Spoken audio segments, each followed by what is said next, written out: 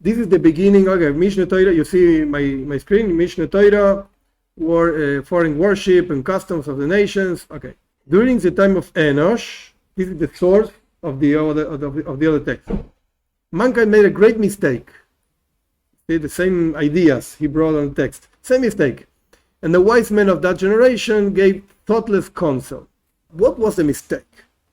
So the Rambam explains like this. They said God created stars, spheres, whatever, great creations to control the world.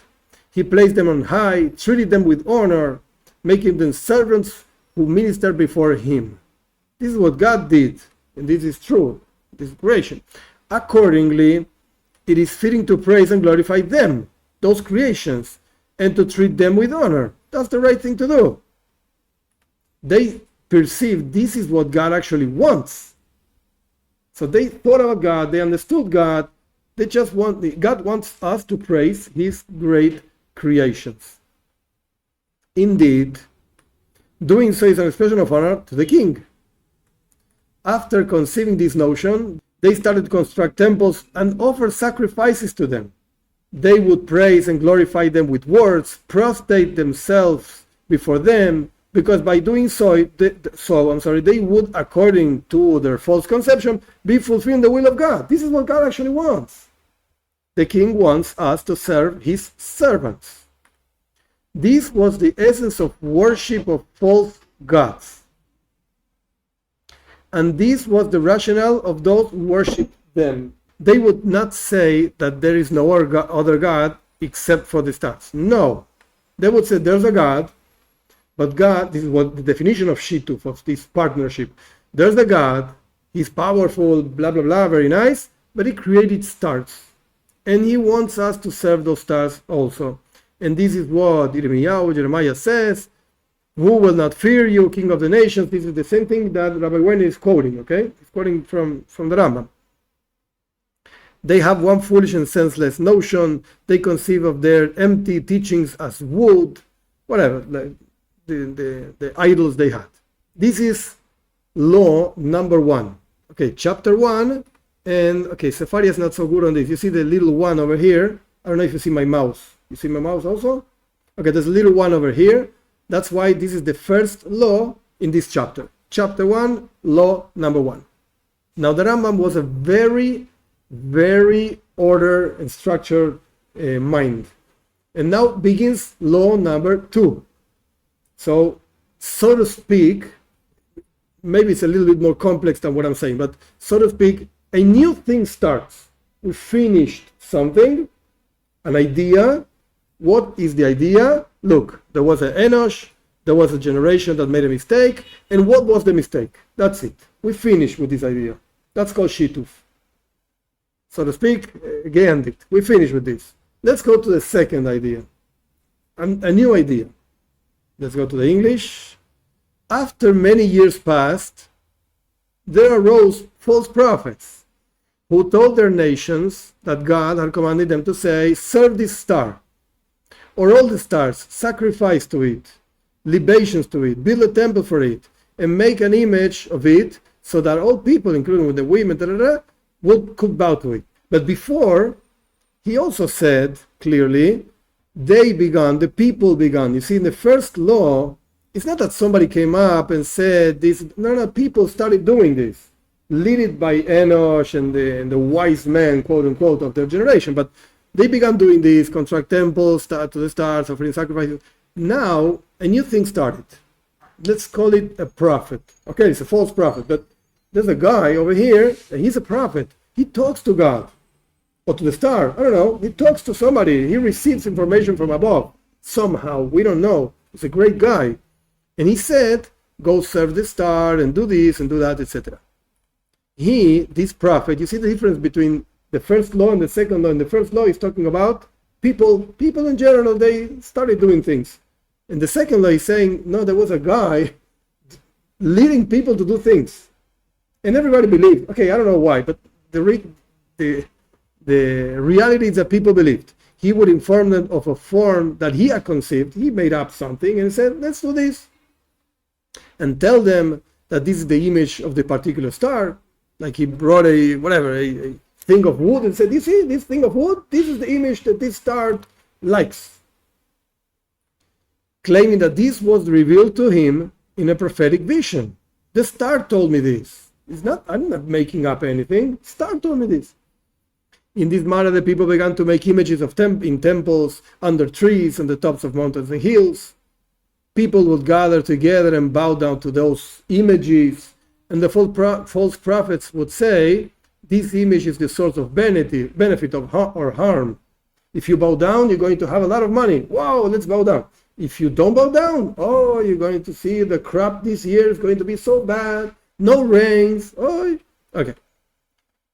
It is appropriate to fear it, to serve it, fear, etc. Their priests would tell them. You see, now they have priests also, not just prophets. They would tell them, this service will enable you to multiply, to be successful, do this, don't do that, etc. Subsequently, later, other deceivers arose and declared that a specific star, sphere, angel had spoken to them and commanded them, serve me in this manner. The star came up and said this. He would then relate a mode of service. Do this, don't do that. Thus, this practice is spread throughout the world. People would serve images with strange practices, one more distorted than the other. Others offer sacrifices to them, bow down to them. As the years passed, here comes the fourth generation that Rabbi Weiner quoted. As the years passed, God's glorious and awesome name was forgotten by the entire population. Nobody was talking about God, rather about stars, about wood, about stones, etc., etc. It was no longer part of their speech and thought, the same words that Rambam quoted, and they no longer knew him. Nobody spoke about God. Thus, the common people, women and children, would know only the image of wood or stone and the temples of stone, etc., etc. The wise men among them would think that there is no God other than the stars. You see, in this second law, there's a different idea. In the first law, the idea is, no, there's a God. Are you a fool? There's a God. But God wants us to serve the star. In the second law, the Rambam says, finishes. Basically, there's no God. Forget it. This star is the God. This thing is the God. The eternal rock, which means God, was not recognized. Nobody spoke about him, with the exception of a few individuals. Chanoch, Mesushelach, Noach, Shem, Eber. Okay, in the third law, we're not going to read it. You can find it in Sefaria. It's free and it's open. You see, it's a long text. Rambam doesn't write so much. In the third law, it starts really like in a poetic way. So I'm not going to read it. Starts talking about Abraham. Abraham recognized God and he found God. Okay, very nice. Abraham taught us there's only one God. Okay, you can find this very easily. Again, Mishneh Torah, foreign worship and customs of the nations, chapter 1. The first 3 laws, and you can continue reading. It's fine. It's an interesting reading, and it's okay. This is what the Rambam says. So, what's the difference, technically speaking, between law number 1 and law number 2? Law number 1 is talking about shituf, partnership. Law number 2 is talking about avodah zara, idolatry. Forget about God, or the same thing but in different words. This is God. This thing I have over here in my hands, this is God. There's nothing else. And if you bow down to this, you're going to be successful. That's the difference between these two laws. I wanted to read you this. This is not in English. Forget it. And it doesn't make any sense to look for it in Hebrew, right? To show it doesn't make sense. Okay, let's go. I'm going to read for you a piece, a very short piece, one piece over here, of a discourse of the Rebbe. This discourse was actually pronounced 1971, in the day of the birthday of the Rebbe, Yud Aleph Nissan, the 11th of the month of Nissan. This discourse is one of the most, it's a long one of the most emblematic and characteristic discourses of the Rebbe. Like if a regular, yeshiva bocher, a regular guy that learns in a learning school of Jewish thought, etc., Chassidic Jewish, if you did not learn this, you don't understand anything. Forget it. You don't know what Chabad is. you don't know what Rebbe is, you're lost. This is one of the most emblematic discourses. He brings over here a whole midrash, a whole teaching of our rabbis. I'm going to read to you the teaching. The original is in Hebrew, so you will forgive my English. But the teaching of the midrash in itself is very interesting, and the whole discourse goes around this teaching. The teaching is like this. There's a verse in Eicho, in Lamentations. The verse says, "Chelki avaye omra nafshi." Literally translating, my portion. God says, my soul. So my soul is saying, God, you are my portion. My portion. I'm sorry. Okay, that's the verse. The Midrash quotes this verse and gives the following example. What is the soul telling you? God, you're my portion. What are you talking about? Brings an example of a king that he entered the country, the city, whatever. Imagine in Europe it's going to be easier. In America it's impossible. But you have kings and their carriages and they're walking and the horses and everybody around and everybody with trumpets. Imagine all this thing. Okay, the king is entering the city, and there was with the king, he brings over here 3 Aramaic words, which actually means the minister of this, the minister of that, policemen, all kinds of important people walking with the king. And there was a group of people watching this. And the Midrash quotes the conversation between this group of people watching the king walk around with all this, his court, whatever, all these guys. One of the guys says, I'm going to keep this minister.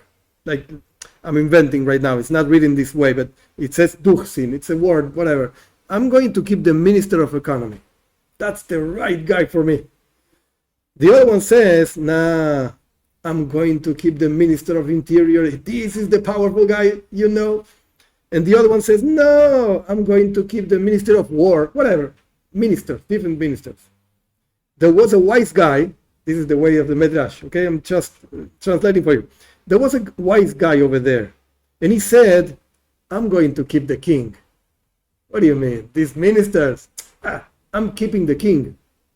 And he explains, everybody changes, but the king never changes. The king can take a minister and say, you're out, and put another one. The king, he doesn't change. This is the example. The Midrash continues. Maybe I shouldn't read this, but I like being transparent and simple. The Midrash continues. Nations of the world, you have some of them that serve the sun, some of them serve the moon, etc. Everybody has their gods. But Israel, Jewish people, they only serve God, one God. That's why it says, Chelki avaye, the soul says, God, you are my portion. You are the king, I'm keeping you. Point. That's the Midrash.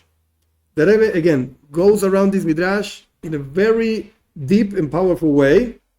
And the main question over here, even though he asks many questions, but the main question over here is, wait a second, why is the Midrash saying that you need a wise guy to keep the king? What do you mean, wise guy? Any fool can understand that the king is more powerful than any minister. You don't need a wise guy. But the Torah over here is saying there's a wise guy. You have to be wise. Why do you need wise? You don't need to be wise. Everybody knows this. And the Rebbe says even small children know that the king is more powerful than any minister. So why wise guy? Okay. The beginning of the explanation, the Rebbe doesn't quote word by word the Rambam, but he brings this idea of the Rambam talking about 2 ideas. Shituf in the first law. I changed the screen. Okay, over here. Shituf in the first law, partnership, and avodah zara, idolatry, in the second law. And the Rebbe says like this. I'm just going to read a few parts of it.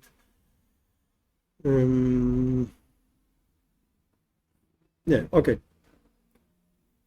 In the first generations, it is known, says the Rebbe, in the first generations, you're going to see a few words pretty much like the Rambam, because the Rebbe is basing himself in the Rambam, but it's not quoting word by word.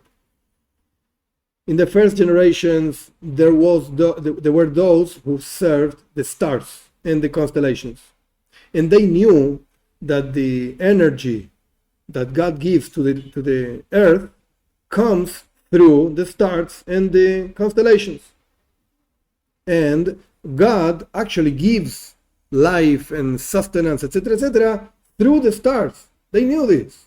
There's a God, and He's sending us life, so to speak. Again, all kinds of things, food, and drinks, and clothes, anything we need. God is the one giving us, but He gives through the stars. But they made a mistake. And their mistake was that they thought that this energy that came from God through the stars, listen to the words, very precise. Energy that came from God through the stars was by free will of the stars. This is a new concept. The Rambam doesn't say it clearly.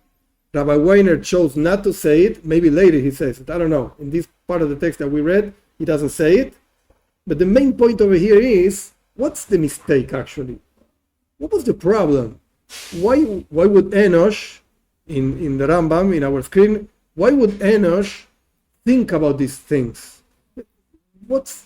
Where is really the problem? The problem is they thought the star can choose to give you or not to give you. Who gives? Who's the source? God. Nobody thinks about anything else. We're talking about the first law of the Rambam, okay? That's where we're standing. God. There is a God, He's a creator, He's so powerful, infinite. Oh, very nice. And He gives. But the star can choose not to give you for whatever reason, because he doesn't like your face, so He's not going to give you. So you better pray to me, would say the star. If you pray to me, I'm going to give you. That's what they thought. They didn't know the truth. The truth was, or is, that they don't have any free will at all. It's just like a tube. God puts in one side and comes out of the other side whether they like it or not. The tube doesn't decide, the pipe, doesn't decide to give or not to give.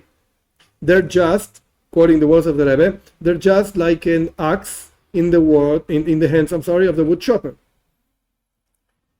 And because they thought that the stars have free will, they prostrate themselves to them, they serve them, because according to their mistake, that the energy that comes from God through the stars is because the stars chose, it's appropriate to be thankful, right? If somebody gives you something, it's appropriate to say thank you, even though that something maybe comes from somewhere else. But it's appropriate to say thank you. Why not? Like you go to the bank, and you go to the counter, and the guy in the bank gives you whatever. You asked for $100, he gives you a bill of $100, and you say thank you. It doesn't belong to him. What do you mean? It belongs to you, actually. It wasn't the bank, but it belongs to you. But you say thank you because you're a mensch, you're a good guy. You say thank you. So they thought, if the star chose to give me money, sustenance, whatever, I have to say thank you to the star. Similar to an idea that brings the Talmud, Chamra lemares in Aramaic. It's interesting. Tibusa leshaker. It's a typical saying. The wine belongs to the owner of the house, but you say thank you to the guy. I forgot how to say mozo. The guy that brings it to you. So the guy that when you go to a restaurant, there are people walking around. I forgot the word. People walking around and giving you things. I forgot the word. So you say thank you to that guy, but actually the food belongs to somebody else. Okay. Because also, according to their mistake, that the stars, they have free will, they thought that if you serve the star, it's going to give you more. God decided that I'm going to have $100. Yeah, but if you actually pray to the star, you're going to have 200. So pray to the star. Because the star decides. And from this is generation number 1. And law number 1 in the Rambam. Now comes the second part. From this came up a bigger mistake. What was the bigger mistake? They thought that God left the earth in the hands of the stars. And the whole management of everything else, everything happening down here, is in the hands of the stars. Just like a king that puts one of his or many ministers to conduct the country. The king can't be everywhere and can't think about everything. So you have ministers, it's fine. This guy thinks about economy, this guy thinks about health, and okay, you have different ministers. That's fine. That's good. That's the way the world works. That even though that the ministers really have the power to manage the country because the king puts them there, I can't become suddenly a minister of health in Argentina. What do you mean? I'm nobody. If the president puts me over there, okay, he doesn't know what he's doing because I don't know anything about medicine. But okay, I have the power because the president put me there. That's fine. They knew this, even though the fact that they have power to manage the country is because the king puts them there. However, once they were put there, they really decide and manage the country. So to speak, this is not the reality of the world, but so to speak, really the one deciding the politics of health in a country is the Minister of Health. Now, wait a second, he's not alone. There's a parliament, there's a president, there are other ministers, there's people. You can't do whatever you want. No, that's the truth. Even though he's a minister, you can't do whatever you want. Now, they thought that once the king, so to speak, God, put the stars over there, managing the world, so the stars can do whatever they want. And the king does not mix himself in anything, and then he puts into parentheses, between parentheses, except for very seldom interventions.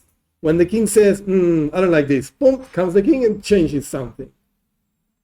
But otherwise, forget it. The king is playing around with the dogs in the woods, and the ministers manage the country. This is called idolatry. The text continues. I'm going to stop here with this text of the Rebbe. But here you see clearly the two laws of the Rambam, the two problems, so to speak, shituf and idolatry. Literally idolatry. And what was actually the problem? That's why I'm bringing this text of the Rebbe. I think it makes it more clear. What were they really thinking about? How stupid can you be? Okay, wait a second, I'm not so stupid. They have free will. That's what they thought. The stars have free will. And so therefore, of course you have to pray to the stars. Makes sense. Be thankful because they're giving you, and pray because they're going to give you more. And the second mistake was what's behind it, so to speak. The fact that, of course, God is very busy with other things. He's a big guy, very busy. So he left the country, the world, in the hands of the stars. Don't even talk to God. Forget it. He's not listening to you. To the point that you forgot about him completely. Talk to the star. The star, it's okay. It's really caring about you, and forget about God. That's the second mistake. That's idolatry. That's what they thought.